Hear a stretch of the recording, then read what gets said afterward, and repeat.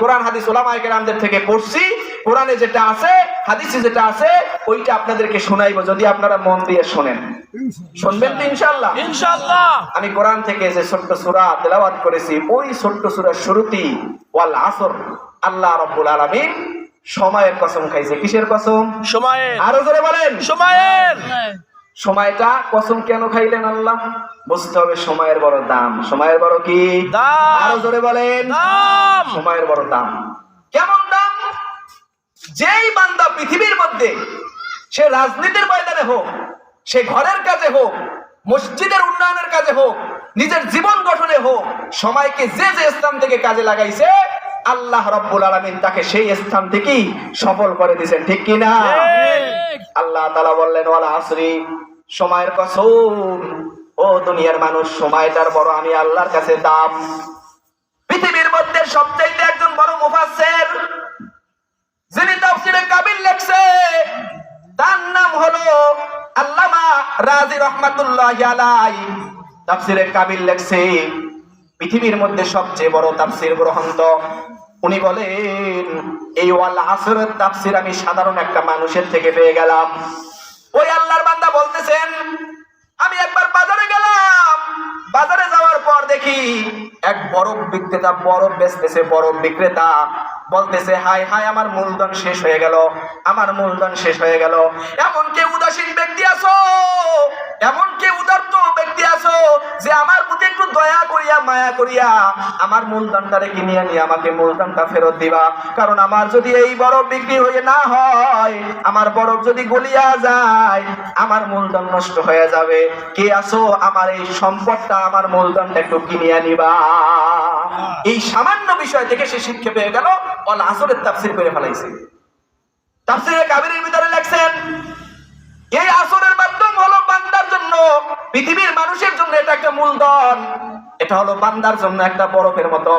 সময় যত যায় মানুষের আয়ু তত কমতেই আছে, সময় যত যায় মানুষের আয়ু তত কমতেই আছে।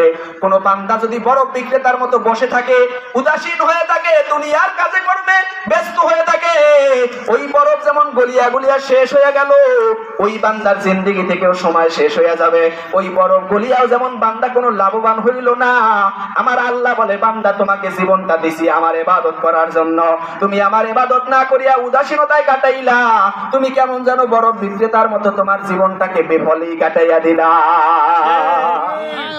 আল্লাহওয়ালা বুজুর্গ বাজারে যাইয়া কি ইলম নিয়ে আসলেন, অথচ আমাদের সামনে কত ঘটনা ঘটতেছে। কত সম্পদওয়ালা দুনিয়া থেকে সম্পদ ছাড়া চলে যায়, কত টাকাওয়ালার সন্তান হাসপাতালের বেডে শুয়ে আছি, কত টাকাওয়ালা আজকে শেষ বয়সে আসিয়া খাইতে পারতেছে না, যাও খায়। এরপরেও আমাদের শিক্ষা নাই। কারণটা কি জানেননি বাবা? দিলটা একদম নষ্ট হয়ে গেছে।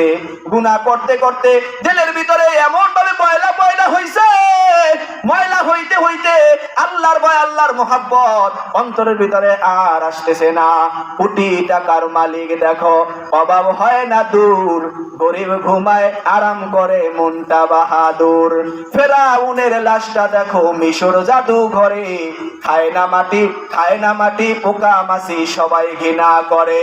হৃদয়ে থাকিবে যার নম্রতা সদা, রহমত আসিবে সেটা প্রভুর ওয়াদা।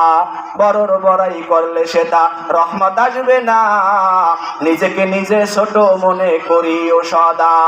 উঁচু জমিন পানি, উঁচু উঁচু জমিন থেকে পানি নিশ্চমিনে যায়, তেমনি খোদার রহমত আসে নম্রতার হৃদয়। কোন বান্দা যদি আল্লাহর জন্য একটু নম্র হইতে পারে, আল্লাহ রাব্বুল আলামিন তাকে একমাত্র উপরে উঠাইয়া দেন। ঠিক কিনা?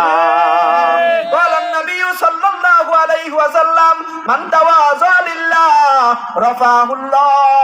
যেই বান্দা আল্লাহর জন্য বিনয়ী হয়, আমার আল্লাহ ওই বান্দাকে উঁচু করে দেয়। বলেন সুবহানাল্লাহ।